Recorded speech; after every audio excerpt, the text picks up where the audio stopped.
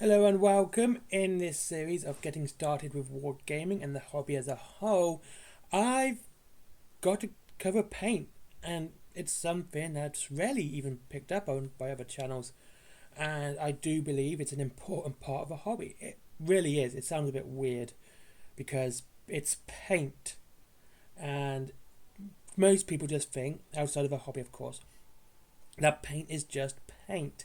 But it's not. There's so many different varieties and variations and companies, and just so much to go with.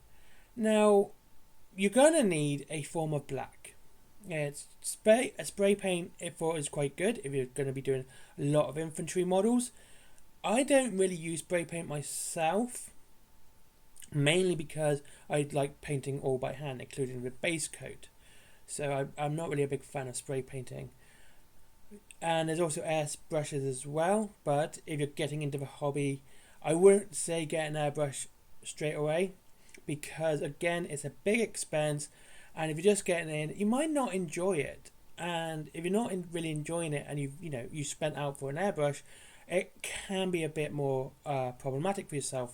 However, there are things that you could get which lighten the load, a bit more financially responsible, he says. And the first thing, it sounds weird, is a paint starter set. There are a couple of these, and I've got to say the best one that I think is the actual Games Workshop one. It sounds weird that I'm talking about Games Workshop again in such a positive light, but it is, to me, there is a paint set that they do which is pretty much the best for beginners. I've got to say that, for beginners, because it includes loads of paint. It's got two variations. You've got the 40k version, and you have a Age of Sigmar version, and you have black, white, Wraithbone, which is always good, Nagaroth Knight, Macragge Blue, Lead Boucher, Balthasar Gold, Bugsman Glow, Mephiston Red, Thunderhawk Blue, Magos Purple, Agros Earthshade, Armageddon Earth Dust. Armageddon Earth Dust is a texture paint. Now, the problem with the newest one, unfortunately, is there's not much yellow. It's basically blues in that one, so you're going to have to get some other colours. But there's pretty much a decent range there for you to begin with. But it also comes with a clippers, mould line scraper, which you'll never use, and a paintbrush. It is the clippers is the reason I get this, because the clippers aren't bad, but they aren't great either. But they will save you money in a long time, because you will use these clippers a lot. As for, let's say you've already got a pair of clippers, or you're not so fussy about that, you can. The good one I like is the Army Painter one, because that has a better range of colours, because it's not just the blues and browns, which the other one is. This actually has gold, strong wash, green, yellow, red, silver, primer, blue, brown, black and white. So you have a nice mix of colours there, all the colours you basically need just to begin with. And Army Painter wash is probably one of my favourite washes, and these are new. The new sets have balls in them, which actually makes it easier for them to mix, because unlike GW, which are in pots which you dip your brush into, these are in dropper pots, which means you've got to shake them a bit beforehand, and then then you get to paint them to thicken them up with a good old shake, and then there you go. That's the differences. But the thing is, you might choose an army which is specifically a single colour, such as Blood Angels, which are predominantly red, and so you're going to need a lot of red. And not just one type of red, and probably a couple of shades of red too, because that's easier to highlight red with multiple shades than just wash and redo. So you're going to have to do that. So to begin with, like I said, get the GW one to begin with, because of the fact it has the clippers. And I'd go for the Age of Sigmar one. It has a far better variety of colours for you, rather than just the blues and browns in the 40k one. And once you've got that, then I'd go on to Army Painter, because I like Army Painter. I prefer Army Painter to the Citadel paints, because they tend to be slightly thinner, but Then for you don't need to keep watering down your paints. You don't need to keep filling your 2 thin coats and all that, because they are a thinner paint.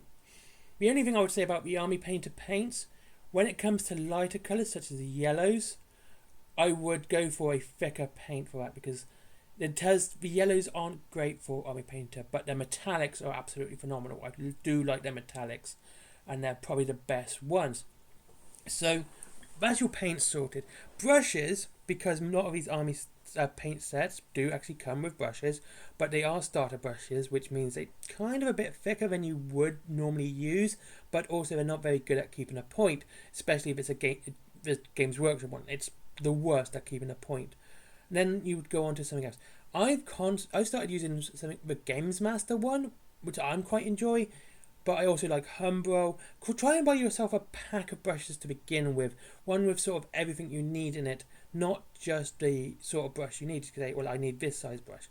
Try and get a pack first, so you get a kind of a medium brush, a thin brush, and something with either a nice thick brush or a dry brush, and there you go. Now you're all sorted to begin your painting. So that's basically it. That's all you need to know about paint. You start, then you go for the colours you need. So, if you're doing Dark Angels, you go for the darker greens. If you're going for some knights, you've got some nice shining silvers there.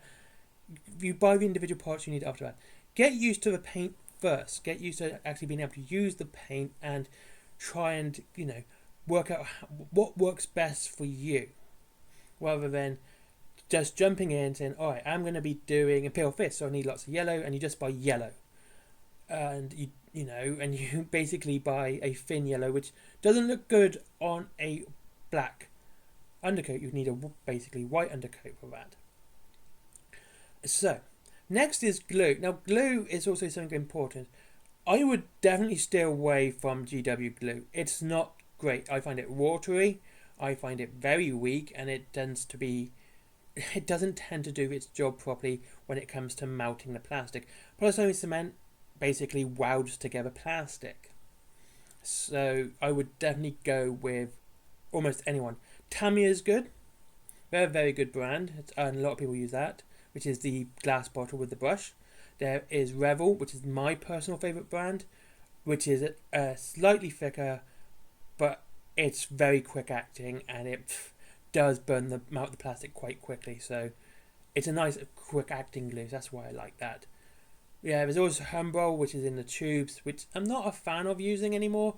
I used to use it when I was little, but honestly, anything with a needle dropper, that's the one you need to go for. And when it comes to resin or metal, you need super glue. I would never say, because these materials aren't that common in the hobby, don't go buying yourself a big pot of super glue. Honestly, go to basically a cheap shop and go, I just want to buy this super glue. You can usually get it for £1, and it usually works, and I've had no issues, basically. Anyway, so that's glues and paints and getting started. And what guys you think? What advice would you do for us to getting started with paints and glue? I know I didn't really mention glue, but it's kind of hard to say with glue, because it isn't pretty much for muchness, but I do find certain ones worse than others. Tamiya is really good. I just don't like the brush bit. That's just my personal opinion. And with super glue, like I said, just a single sort of use parts are great for you. Resin and metal is so uncommon within wargaming at the moment that it's kind of not going to be a real problem for you just to use this single parts. Anyway, thank you very much for watching. I hope you enjoyed this video on paint and glue. Tomorrow it's second steps on your army, which are great. Thank you very much. And I'll see you all again then. Anyway, if you want to know where you can buy paints and pots and models and all that stuff, down below is Wayland Games. They have loads of starter sets down there. If you want, free delivery off the £20, and well, up to 20% off. There is a 4-button planner for all your cool geeky merchandise, comics, DVDs, mangas, all that really cool stuff, and everything else. There is my merchandise as well, which is stickers, t-shirts, notebooks. There's my comics as well, there's a horror anthology, and of course Little Red Riding Hood going ham on some Lovecraftian cyborg werewolves. There's Skyforge, never forget Skyforge, good friend of mine, well worth supporting. And finally there is Patreon, because business. Bye bye.